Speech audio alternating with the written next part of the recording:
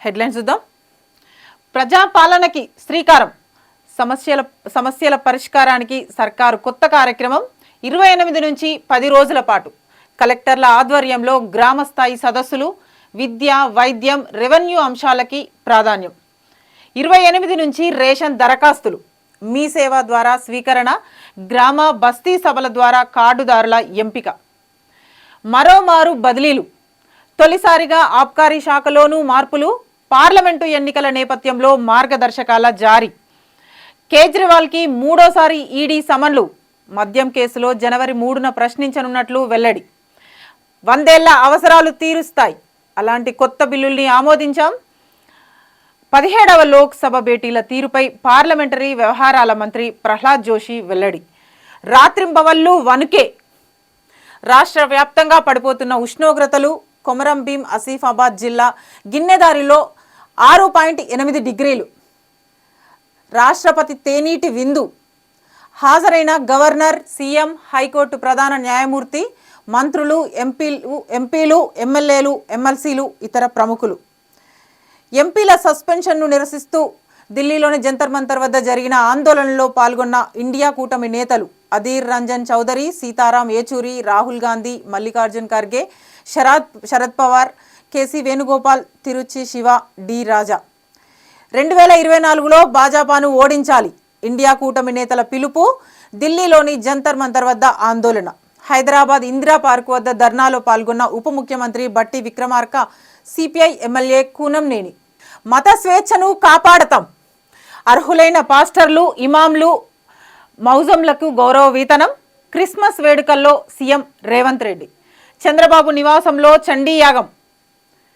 2 భార్యలు పింఛన్కు అర్హులే, తలో సగం ఇవ్వాలన్న కర్ణాటక హైకోర్టు. టెండర్ల నుంచి పెండింగ్ బిల్లుల వరకు ప్రాజెక్టుల సమగ్ర సమాచారం అందించండి. పాత కొత్త ఆస్తుల తనఖా వివరాలు కూడా. నీటిపారుదల శాఖకి ప్రభుత్వ ఆదేశం. హైదరాబాద్కి 340 అద్దె బస్సులు. టెండర్లు పిలిచిన ఆర్టీసీ. సంక్రాంతి నాటికి జిల్లాలకు 200 సొంత బస్సులు. పోలీస్ పోస్టింగుల్లో సిఫార్సుల సంస్కృతికి తెర. సిఫార్సు లేఖలు తెస్తే ఏసీఆర్లో నమోదు చేస్తామన్న కొత్వాల్ శ్రీనివాసరెడ్డి. కేయూలో 78 మంది వసతి గృహ విద్యార్థుల సస్పెన్షన్. తెలంగాణకి 1533 కోట్లు, ఏపీకి 2952 కోట్లు కేంద్ర పన్నుల్లో వాటా కింద విడుదల.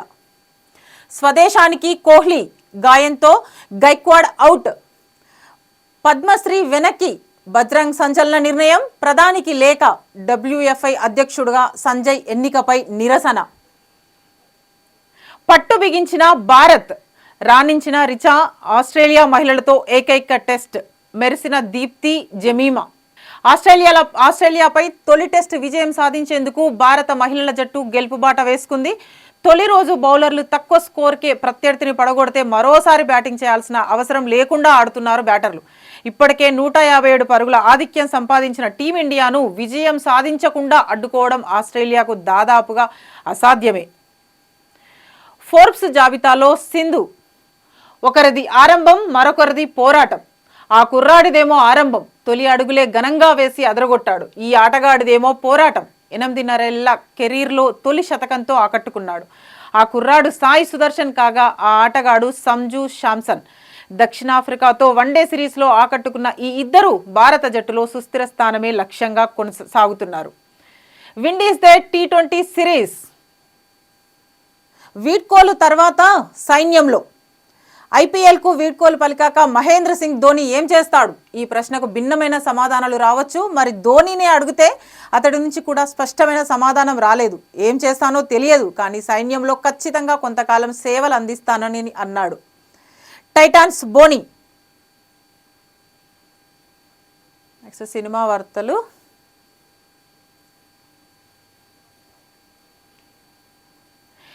ఈ ఏడాది విందు భిన్న రుచులతో పసందు.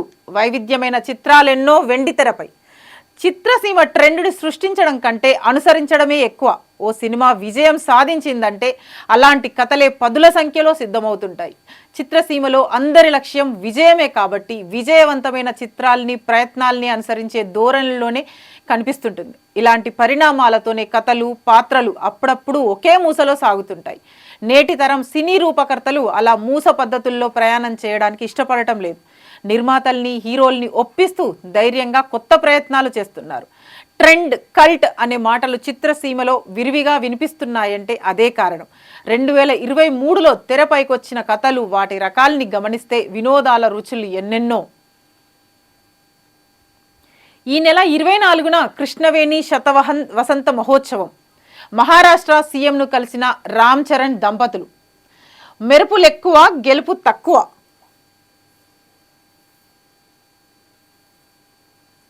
లాల్ సలాం రాక ఆలస్యం. రజనీకాంత్. ఎన్టీఆర్ మరో ఘనత. RRR చిత్రంతో అంతర్జాతీయ స్థాయిలో గుర్తింపు తెచ్చుకున్న ఎన్టీఆర్ మరో ఘనత అందుకున్నారు. ఈ ఏడాది ఆసియాలో టాప్ 50లో నిలిచిన నటుల జాబితాను Asian weekly magazine eastern I 2023 పేరుతో ప్రకటించింది. ఆ జాబితాలో తారక్ 25వ స్థానంలో నిలిచారు.